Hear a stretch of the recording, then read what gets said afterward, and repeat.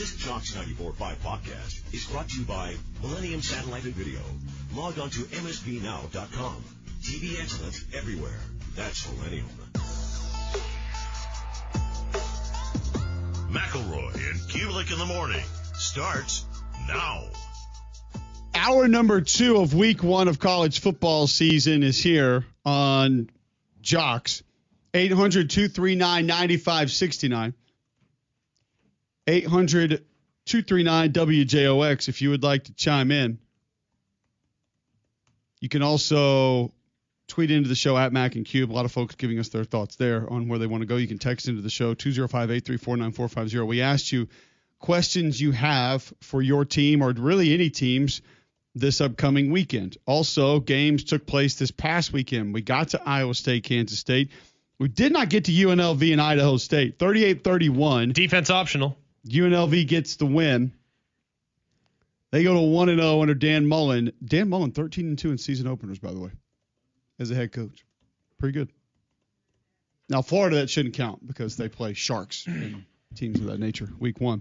Anthony Calandria, 15-21, 195, a touchdown, no picks. Ran 13 times, 93 yards. Alex Orji, 3 for 3, 37 yards.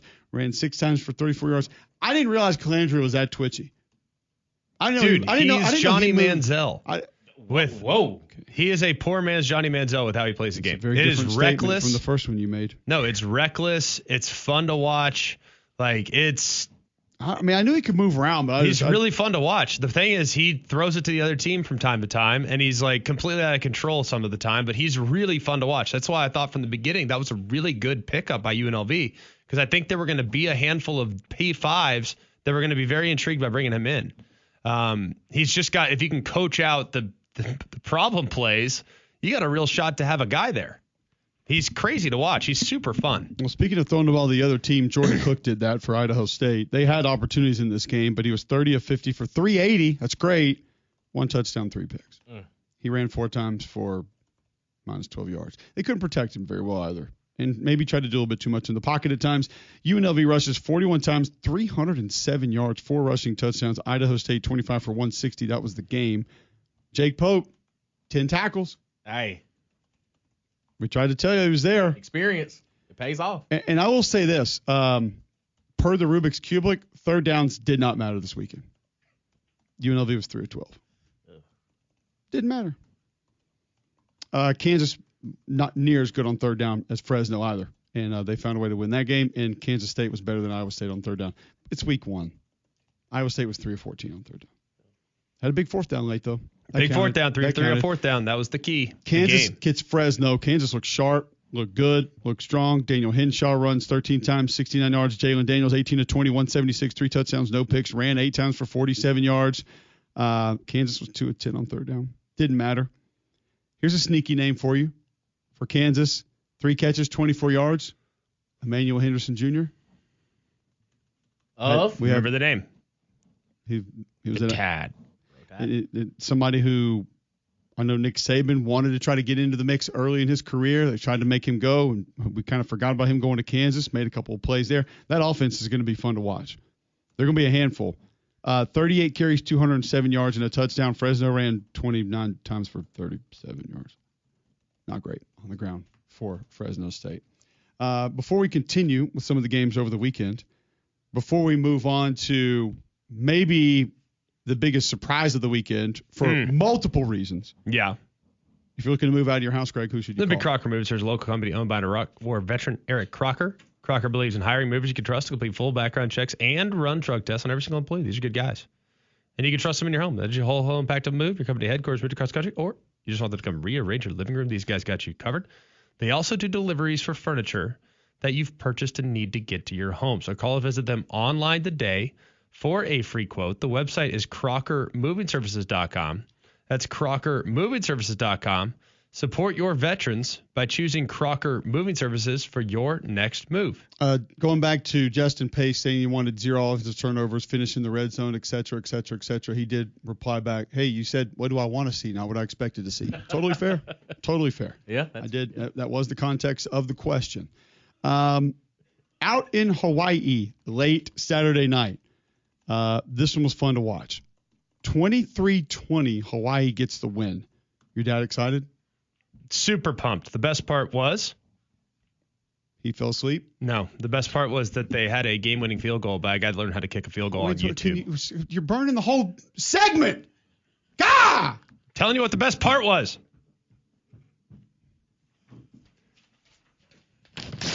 Moving on to the next segment. Can we just for a moment? I got the clip. Hang on. I had him pull the audio. We got the whole thing. And it's like, segment burn. Play it. I still want to hear it. Because I, for one, after a day at camp, was not awake for said live audio. Holy. You tore the worst. Spoiler alert. You tore the worst paper. Holy news dump on everything we were going to talk about for the next 10 minutes. Just burn it all. Just trash the whole thing.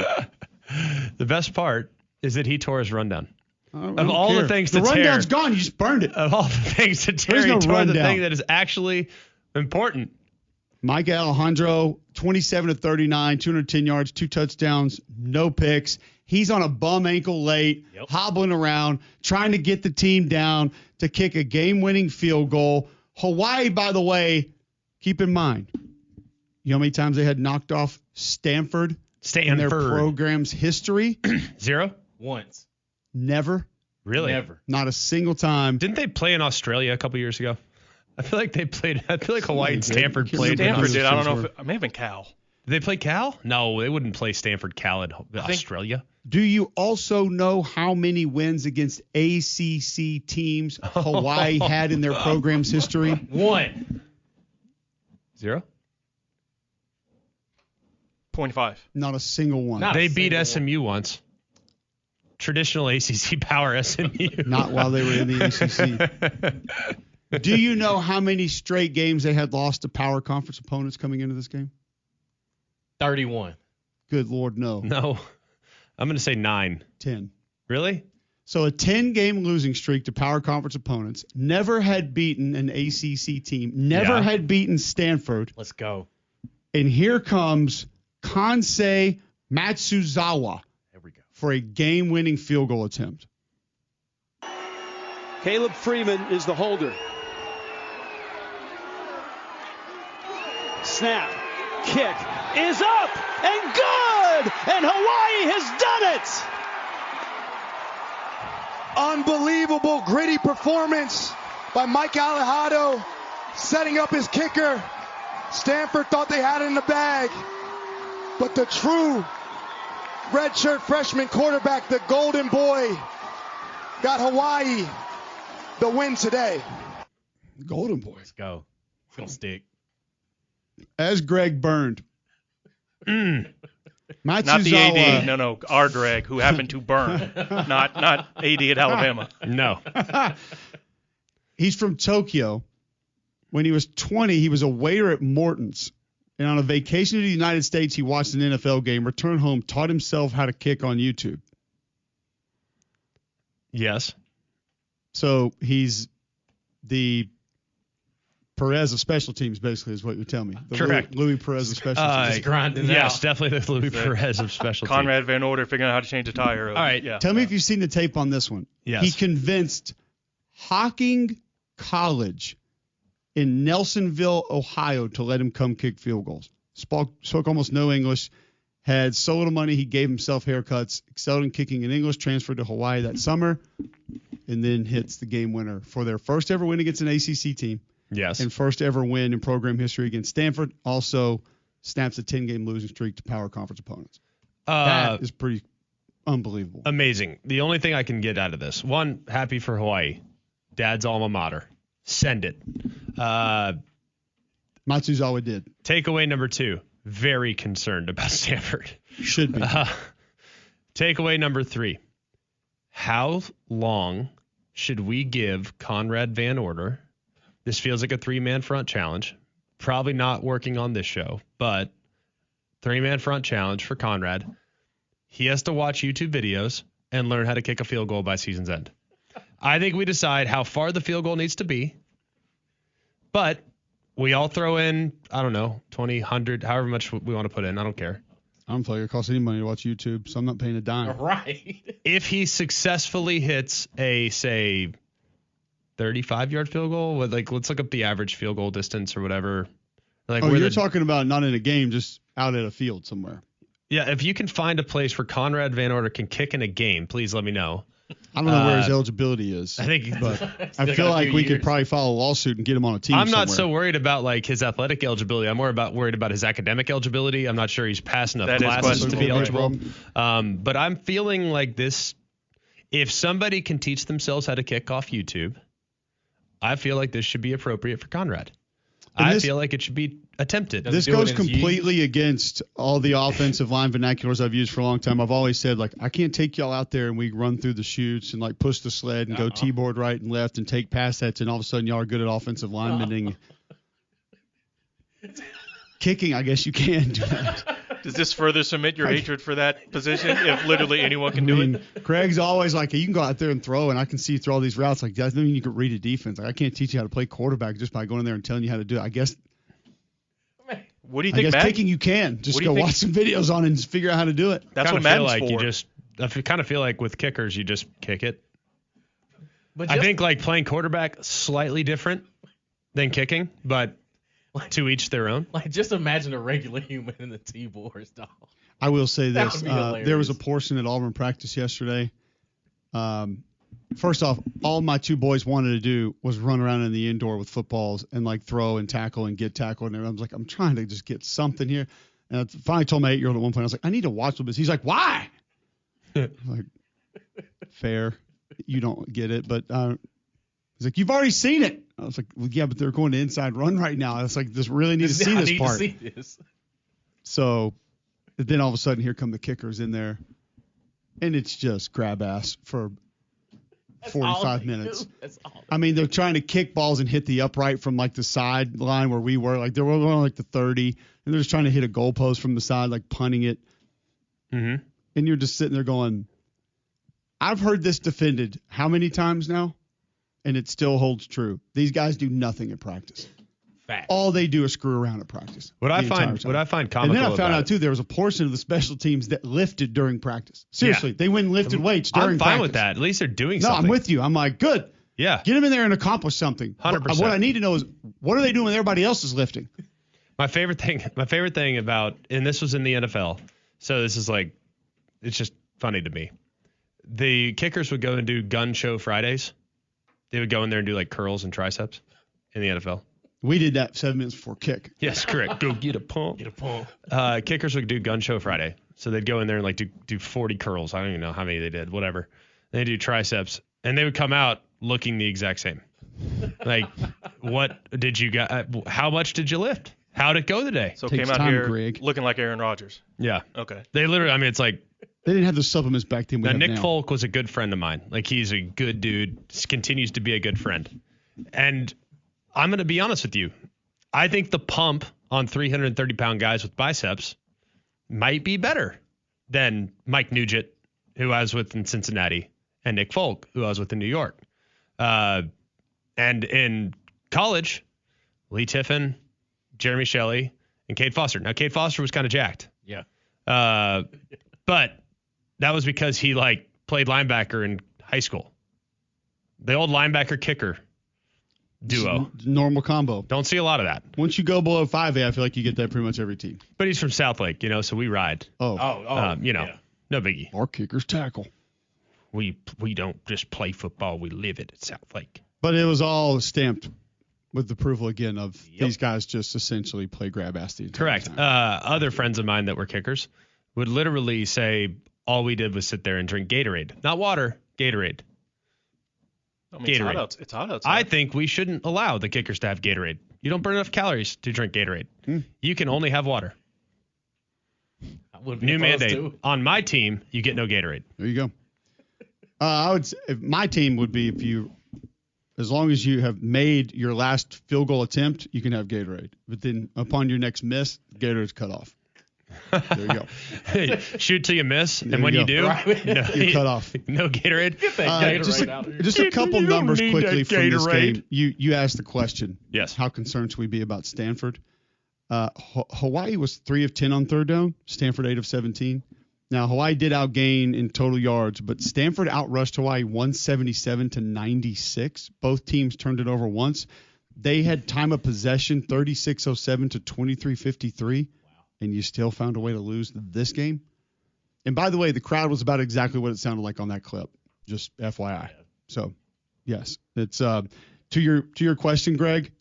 Very would be my response to that. Very concerned. I think we should be. Let's quickly go to Beham Dog. He wants to chime in. Welcome in, Dog. Hey, good morning, fellas. Hey, jumping back into the last segment where our concerns are, mine is offensive line with my Georgia Bulldogs. It brought me to a question. I saw something that Raleigh Nabusi says that Juan Gadsden will get the start at right guard as a true freshman. And I wanted to ask you guys, what position, not just in the SEC, what position is the hardest to start in as a true freshman? One would think it'd be quarterback. And I'll hang up and listen. And it's game week, guys. It is game week. We'll talk to you soon. It's also not quarterback. I understand mentally and emotionally that's a big part of it, but it's offensive tackle, and it's because of the guys you're playing against and physically what you're going to have to deal with. That has to be a little bit more important part of it if we're being real with ourselves. But if we're not being real with ourselves, you can say, oh, it's hard to throw, and you can say that. But it's offensive tackle. And that's why you see the fewest freshmen come in and play that position. Is it offensive tackle or center? Like, seriously. There are more complications with center. I think center. Get that, but I think you can – if you're asking me honestly, which one could we easier circumvent, center or tackle, I still think it's center. I'm not going to be by myself near as much. You're going to be able to help me a lot more. Now, are your guards making calls for you? Probably a lot of times where your quarterback is. If he's a vet, I think the part that would come into play there, Greg, is if it's a kid that played center throughout high school and the snapping and the procedure and all of that was not an issue and the physicality was our bigger concern and obviously some of the calls and the verbiage and whatnot, I can get you ready there. Offensive tackle, when you're going up against Dylan Stewart and Quay Russo, I can't train you for that. You have not seen that in high school. You're not going to be ready for it. And our one-on-one pass rush that we do for 10 minutes every day in practice is not getting you ready for that in a game. You mean playing against the 5'9", 212-pound defensive tackle? Playing against Cade Foster rushing the passer? No, it doesn't get you prepared playing for against Stewart. No, his name is Bruiser McGee. Yes. Or Jimmy Tryhard. Yeah. Like Popcorn Johnson is not getting it off the edge in high school. Sorry. Poppy John? It's not the one. Poppy John, the pizza man? That's not the one that gets you ready for the SEC pass rushers. I'm with you. I still think it's center. Oh, if we're going to go offensive line, I would go center over tackle. Because with tackle, while yes, the edge rushers that you see with real juice that can go speed to power, you've never seen that type of power. So I can get on board with that being a very, very challenging learning curve. But I think if you are really, really susceptible up the middle and your center struggles, you got major problems. You got big trouble. You got major, major issues. So I think having a young center is of the highest levels of concern for me, because those guys, man, not only are you responsible for a lot of calls and communication, those guys also now in shotgun. You get a guy that's gripping it a little tight. Guess what? That ball's coming back 1,000 miles an hour. That ball comes back a little high. Like, there's a lot of challenges there. And that center, man, if he's inexperienced and starts to stress or press or get tired or whatever it may be, man, that is a huge, huge issue. You even get bad snaps for NFL teams you don't play for, like Seth McLaughlin this weekend. Somebody drop a snap this weekend? Absolutely his fault. Was there an issue? It was the center's fault. Even though he wasn't there. No, I thought it looked like a pretty decent snap. Definitely Seth's fault this weekend. All right, when we come back, Brandon Marcello gives us his big picture view on this college football season. That's next right here on Jocks. Go inside Jocks 94.5 on Jocks TV. Morning Jocks, Mac and Cube, and three-man front video simulcasts are presented by Bill Smith Buick GMC and Game Day Men's Health. Watch on the Jocks mobile app and YouTube by searching Jocks 94.5 TV. God, the commercial breaks are so good. 8:22 Monday, August 25th, right here on Jocks. Before we get to Brandon Marcello, talk big picture college football. Shannara Flooring, GMAC, they can help our listeners out. How? Yeah, they can. They're great. And they have so much CoreTech flooring by Shaw in stock right now. That CoreTech flooring is beautiful. It has durable, dependable, long-lasting, just amazing across the board. You'll be very, very grateful of the experience you have if you install that CoreTech flooring by Shaw in stock by Shannara Flooring. You also are going to get $10 off per box. So you can stack some savings right now if you order that CoreTech flooring from Shannara Flooring. So go to fooandyou.com. You can check it out. Look at all the different options. It's beautiful, and it will upgrade the amount of value that you have in your home. You'll make money on this deal down the road, so be glad that you did. You can also finance it for 12 months, so highly recommend you going and checking that out as well. Go to fooandyou.com. That's fooandyou.com, and you can use Shannara Flooring if you want to upgrade throughout. They have plenty of options beyond the CoreTech, but you can still get $10 off per box on that CoreTech, so take advantage of their inventory now by going to fooandyou.com. All right, let's go to the Higginbotham hotline and welcome in Brandon Marcello. We will spare you the Rick Trickett kicker speed rush drills that we used to do at Auburn until maybe the next segment or so. Brandon, we wanted some big picture views at college football heading into this season for you. Is there a team this weekend that you feel like you need to learn the most from that can maybe contend for a playoff spot, contend for a national championship, that you can't find a way to completely put your finger on them just yet? You don't know exactly what they're going to be, but you want to believe that they can go win a title. You want to believe that they can make a deep playoff run. Yeah, Miami, to me. Not necessarily that I believe they could not believe that they can win a title, but maybe that they can maybe win the ACC this year and maybe win a game in the playoff, because they've got a great collection of talent. They've got a new defensive coordinator. They have shifted things up defensively. I was down there this spring, and they've changed things defensively, obviously schematically, but also the personnel is almost completely different on the back end. And, Carson Beck was not practicing this spring, so I don't quite know what they are going to look like. I just know that what they could be based off of the pieces they have down there, and they're fascinating to me. And we get to see them completely, on display this weekend against Notre Dame to see if they can put all those things together quickly right off the bat. Yeah, it's hard to push back on that. I think Miami's gonna be really good. Maybe I'm just too deep in the weeds. That's my game week one. I just think Miami's got a chance to have really, really solid season. We'll see. It'll be fascinating to watch. I want to get to Auburn quickly and how they've upgraded their roster. Very optimistic about it. I think they're playing against a really good Baylor team, a team that I think will create a lot of problems for a lot of teams this season. How do you think that game's going to go? I like Baylor in this one, playing at home on a Friday night and with Sawyer at quarterback. I mean, we saw that offense, what it could really be capable of doing down the stretch late last season. I don't think that was necessarily a fluke. I do think that was literally just them turning the page to what this will be this season. And listen, until Auburn wins a critical game under Hugh Freeze, I'm going to keep doubting them, because I thought last year that they were going to turn a corner, and they most certainly didn't. You're going to have to prove to me that Jackson Arnold is going to be the Jackson Arnold that we saw in high school as a potential recruit with a high ceiling until I see it on the field. They've got a great collection of talent, as you mentioned. I mean, they've got a top 5 receiver room. That offensive line I've heard really, really good things about, and that's a good thing to hear, because for the longest time, Auburn's offensive line, at least what people have always told me, has always been the issue. And they better win some games this year and show us what they're capable of achieving, considering that great collection of talent they've got. But I'm telling you, Friday night, I'm liking Baylor in that one. I think we're all going to be locked into that one for so many different reasons. Brandon Marcello joining us, talking college football from a little bit more of a national scale here as we get week one kicked off on Jocks. What has to happen for that to take place? You kind of mentioned Auburn get over the hump. There are countless things that we could point to of, quarterback play, some game management, different decisions, personnel, attitude, whatever it is.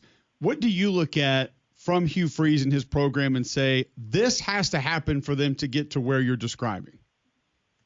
Great quarterback play. I think it's as simple as that. I mean, it's how Hugh Freeze's career has practically been defined his entire time in the SEC, and for that matter, even at Liberty. I mean, he was seen as the quarterback whisperer, and he hasn't done that at Auburn. It's been a carousel of just mediocre to horrible play. And to grab Jackson Arnold out of the transfer portal, you're hoping and betting on getting the type of guy that everybody saw coming out of high school, and not the guy we saw at OU that was playing around a bunch of pieces that got injured, that were in and out, an offensive line that was really, really struggling at Oklahoma, and a coaching staff that didn't completely fully trust him at OU, and it showed.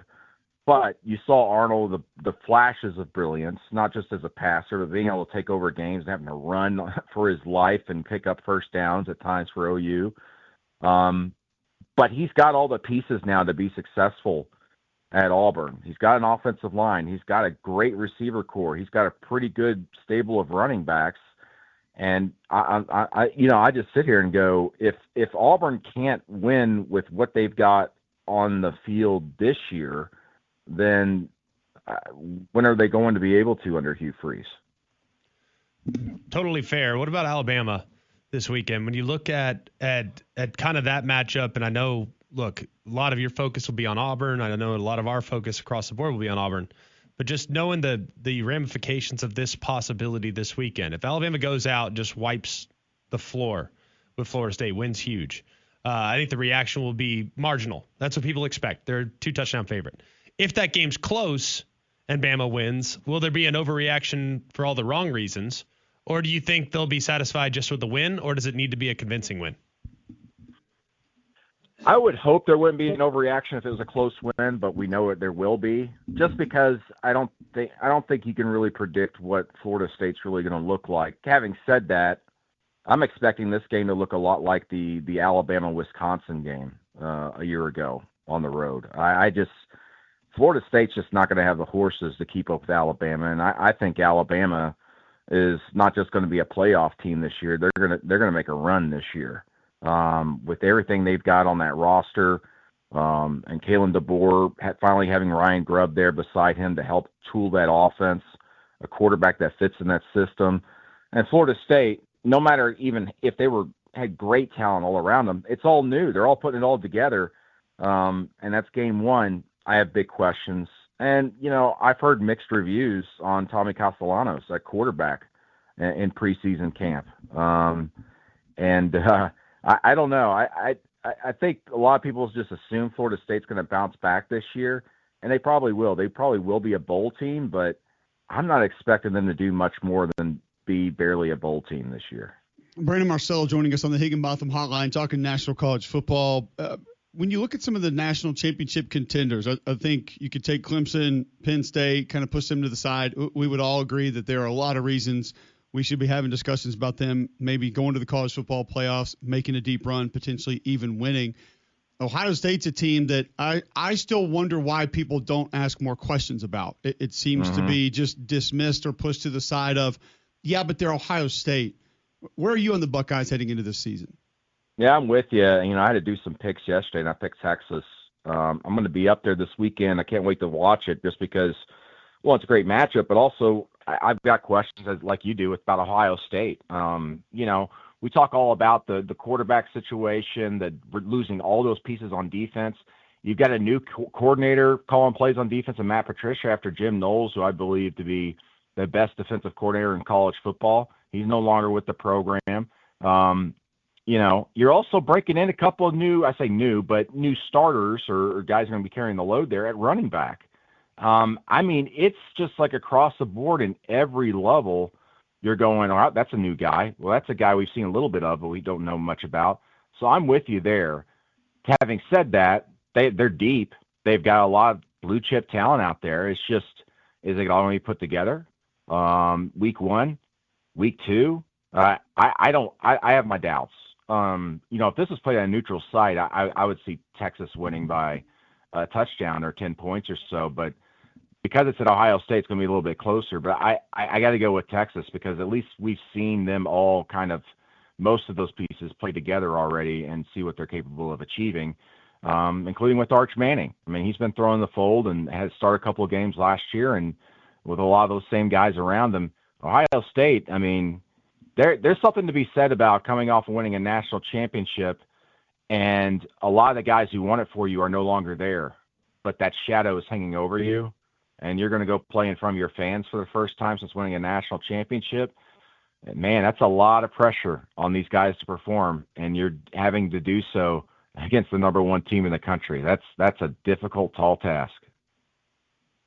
Is there another team that you feel like is lacking discussion on the flip side of that? Like we mentioned, Ohio State maybe not getting discussion as to why they can't. Is there a team that you look at and say, why is this team not getting more about what they can do this upcoming season, specifically as it pertains to playoff or maybe national title? LSU, I'm not certain. Maybe people are talking about them more than I think, but I think LSU's. I mean, they've got all the pieces, right, to win it this year. And everybody, I think, when we talk about LSU, everybody shifts their focus just on the conversation of Brian Kelly. Is there pressure on Brian Kelly? Well, sure, there's pressure on Brian Kelly, but also they got a lot of freaking great talent. I mean, the best thing that happened to them this offseason was losing Bryce Underwood to Michigan because they were able to spend their NIL money on other players, especially defensively. I mean, the pieces they added defensively are fantastic. That's going to be a team that's built to win the SEC this year. I have questions, though, just because of the schedule and the way that schedule is kind of structured, including this week at Clemson. We all want to focus on the negative, it seems like, with LSU, 0-5 in the last 5 season openers. I understand that. This is probably their toughest season opener, considering all those other games were mostly neutral site games. But I think that if they beat Clemson this week, everybody's going to suddenly go, hey, LSU's that team that can maybe win the national championship this year. But they've got it all, in my opinion, to be able to make that type of run on paper already. Brandon, we appreciate the time, man. Great stuff. Getting us set for college football. Always a pleasure catching up with you, and enjoy the season. Having fun with that one this weekend. That's going to be a good one, no doubt. Yeah, I can't wait. See you guys. Brandon Marcello hopping on the Higginbotham hotline, talking some big picture college football with us. And interesting to hear, Greg, obviously LSU's gotten a lot of conversation here. We have mentioned that. You're high on LSU. Very. Have you kind of thought the same thing about Ohio State, though? I going over through more college football things, either in the car this weekend or trying to listen to different things working out as it pertains to this season. Very few people are stopping to ask real questions about this Ohio State team. No, you're not allowed to. There are a lot of people that are just kind of swipe left. They're good. Like, it's okay. We have no concerns about them. You're not allowed to ask them. That's why. As evidenced by. Like, I talked to somebody at a birthday. I have them 8th, and their fans are freaking out on me. I'm like, I feel like that's a pretty fair place to have them. Right. Last year I had Michigan, I think, 15th. I wouldn't be mad at that. No. I had a conversation at a birthday party Saturday night with a guy, and he's like, "Oh, I think Julian's saying, though." And I just responded, "What about him?" Yeah. I'm like, you tell me what you've seen that has wowed you so much, because I didn't know it was out there. Yep. Very small sample size of what he even has a chance to be. So it's just interesting, and I know we get a few of these teams every year that's just like, well, but they're so-and-so. And it's just it's really holding strong, and I get it. You won a national title last year, great. But the two big things that we have referenced on this show as to why they did it, one, yes, everybody talks about who you went and got to help. A couple of those guys weren't even healthy for that playoff run. But the core of your team that sustained and that you were able to keep, that had been there for a while, a litany of 5-star guys that had not always played like 5-star guys that showed up in the postseason. And I don't know if this team has that core to just lean on later in the year. Maybe they do, and I don't know about them. But I hadn't heard about or seen the tape on some of these young kids at Ohio State that I guess are just going to take over college football. Well, no one denies the get-off-the-bus nature of Ohio State. Absolutely. No one's going to deny the talent. And if you talk to people around the program, they suggest, now, I don't know this. I haven't watched them practice. I haven't watched them play. And those that have watched teams practice, how many people listening to this show have respect for Nick Saban's opinion on personnel? Allow me to raise my hand. I have respect. Pretty good about that. Yeah, I think he kind of knows what he's talking about. And last year, he went and he watched Florida State in the preseason prior to them playing against Georgia Tech in the first game of the year in Dublin last year. And he said, this is the most talented roster in the ACC. Nick Saban said that. They went 2-10. And that's not to discredit anything Coach isn't saying that if he doesn't believe that. They probably did have among the most talented rosters in the ACC, and it didn't work. We know Ohio State has one of the most talented rosters in the Big Ten, if not the most talented roster in the Big Ten. But the pieces still have to come together. Talent does not always equal wins. Now, wins are the result of talent in many cases, but it doesn't always mean that just because you have talent, you're all of a sudden the best team. That's what I'm curious about with Ohio State this year. And I'm in see it to believe it mode. I think Texas is going to win this Saturday. I think Texas is going to win. Now, why is that a crazy pick, by the way? Is it? I've heard some people just be like, what? Huh? You can't go in the horseshoe. Well, Michigan did last year. I mean, I could absolutely see where Ohio State finds a way to win the game, but I've also seen multiple people saying that it's this crazy thought that Texas can go win this game. You could flip a coin on most talented rosters. I know what you can't flip a coin on: how much talent has actually shown what they can do in meaningful games for the two rosters. That's Texas by a landslide here. So I don't know why it's this crazy thought that, Texas can go up there and win that game. Well, they don't know what they're going to get defensively. I have confidence in Sark putting together a plan. I'll just say that. I think his plan is going to be fine. Now, will the offensive line be able to block him? That's what I don't know. Fair question. And that can get you killed in a hurry. So maybe that's the difference in the game. Texas can't run the ball. And all of a sudden, you got a bunch of 3rd and 8s, 3rd and 12s, and Archer's under pressure, and you force him into a picker here or there. Whatever, okay, that can happen. But to think that they just don't have the talent or the roster or the experience, like I've seen Ryan Wingo, seen Trey Moore, seen Colin Simmons, seen B.J. Hill. I know what they can do. Seen them. I've seen some Caleb Downs. I mean, it's not that there's none. I get it, but I think it's going to be a hell of a game. It's going to make for one. Which way are you leaning right now? Texas. I lean Texas right now. Is it because you're an SEC homer? That's the reason, mainly. Yes. But even when I get past that, I say to myself again, remove all your SEC bias, and I still go Texas. They have less questions. Doesn't mean they'll win. The fact that they have less questions does not equal a win. It just means that until I see Ohio State with my own two eyes in a game, I'm not talking about practice. Like we just talked about, Nick Saban, the best evaluator of talent I've ever seen, or among the best. He went to a practice for Florida State and said that's the most talented roster. I would imagine that if Nick Saban went to Ohio State, he'd tell you that's the most talented roster. Yep. At least in the Big Ten. Does not mean they are going to have all the answers to the test. That's what I'm curious about. It's going to be a tremendous game. I can't wait for it. The end of summer savings event is on at Royal Buick GMC. Here's some discounts that you're going to find. Get a 2025 GMC Sierra SLT Premium Plus X31 with sunroof with a list price of $71,610 for $57,110. That's a savings of $14,500. Have you seen the 2025 Buick Encore GX Sporting Touring SUV? It lists for $30,575. It's been reduced by $5,100. Buy it today for $25,475. Our offer is valid through September 2nd, 2025. Certain restrictions apply with approved credit. Save money and upgrade your ride at Royal Buick GMC, home of the $75 dock fee. Royal Buick GMC at the corner of I-65 and Highway 31 of Vestavia. Remember, for every ride, there's Royal. All right, more of your tweets at Mac and Cube. Calls in your questions, concerns, things you're looking to learn about teams this weekend. 800-239-9569 next on Jocks. The capital of the sports talk nation. This is Jocks 94.5 and JocksFM.com. Birmingham. All right, welcome back in. McElroy and Cubelic in the morning. Monday, August 25th, 8:45. Listen online, JocksFM.com. The app's in your app store, iPhone, Android. Download it for free.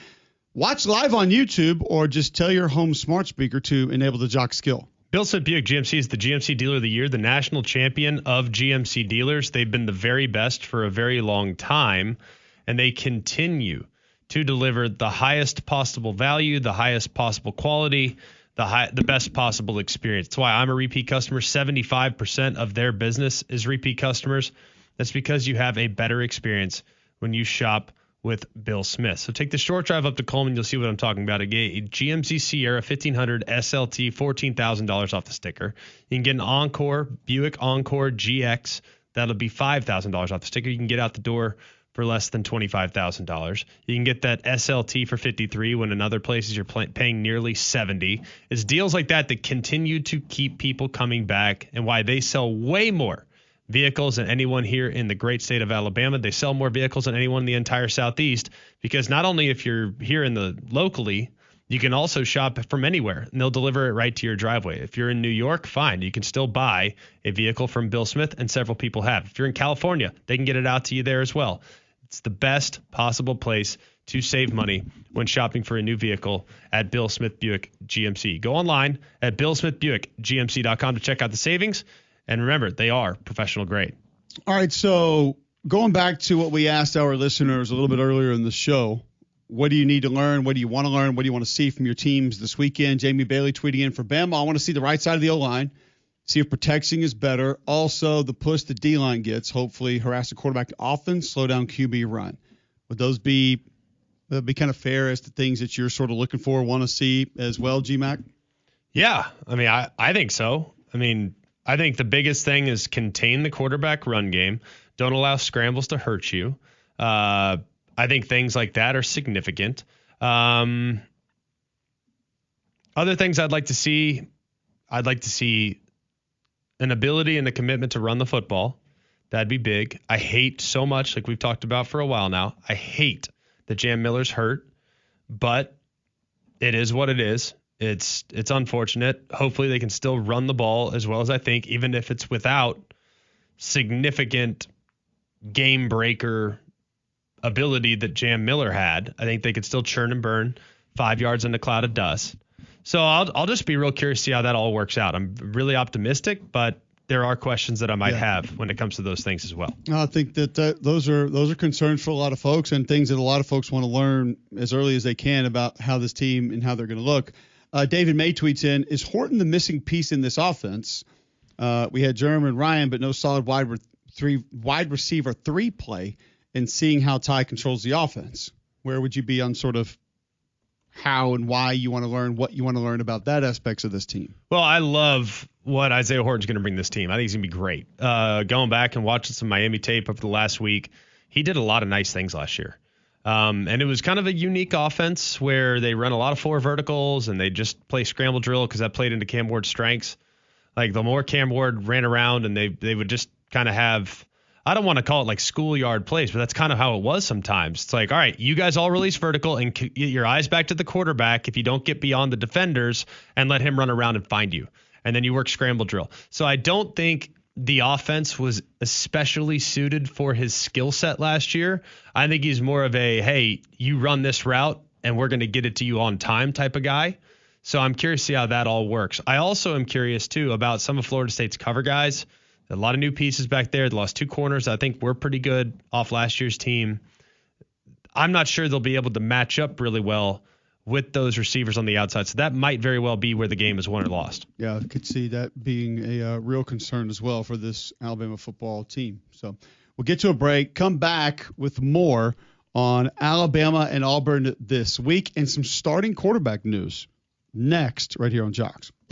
Go inside Jocks 94.5 on Jocks TV. Morning Jocks, Mac and Cube, 3-man front video simulcasts are presented by Bill Smith Buick GMC and Game Day Men's Health. Watch on the Jocks mobile app and YouTube by searching Jocks 94.5 TV.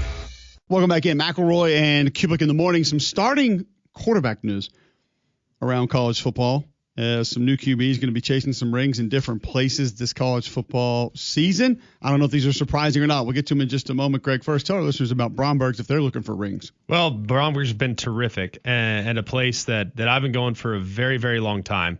I've always had a great experience when I walk in the door at Bromberg's. They continue to elevate the experience for everyone that is in the market now for new jewelry that might be in your family for multiple generations. This is not something you want to cut corners on. If you're going to have it for years and years and years, and it's a gift that is meaningful to you and the person that will be receiving it, you want to make sure you go with the company that is as amazing as Bromberg's is. They've been around for nearly 200 years for a reason because they elevate the experience. Sales staff is knowledgeable. They're incredible. You'll be so happy with the experience you have when you go and check out Bromberg's. They're renovating the Mountain Brook store for you right now.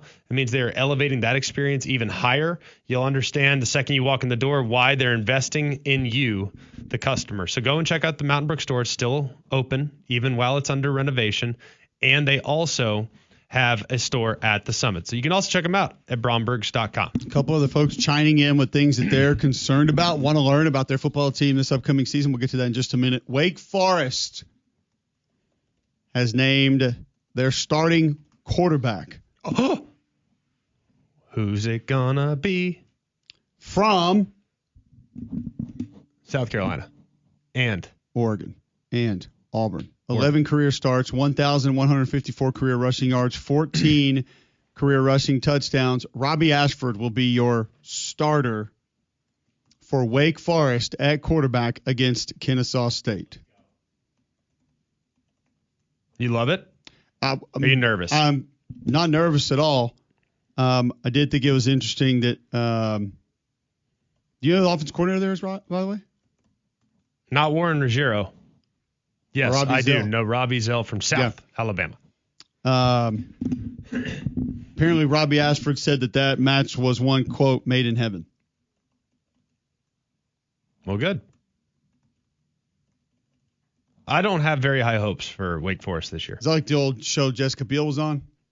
Yes, has to be. What was that show? Seventh Heaven. Same thing. Seventh school, heaven, starting at quarterback. Boom. It works. Got it. 100% works. So we got that going for us. And then Michigan is set to announce Bryce Underwood will be their starting quarterback. I don't know if it's super surprising, Greg, but I'm always going to be maybe a little more intrigued when a true freshman quarterback is starting, specifically for a big program like Texas. Yeah. But you got some big games early in that schedule. Probably just want to go ahead and get him ready, get him going, see if he can be your guy that you can lean on early in the season. Well, it's upside. I mean, it's upside. They have to have some upside at that position. They haven't had it in a while. Now they're going to have it. J.J. McCarthy, of course, was great a few years ago, but now they are going to have to put a little more on their quarterback's shoulders, and we'll see where it all falls out.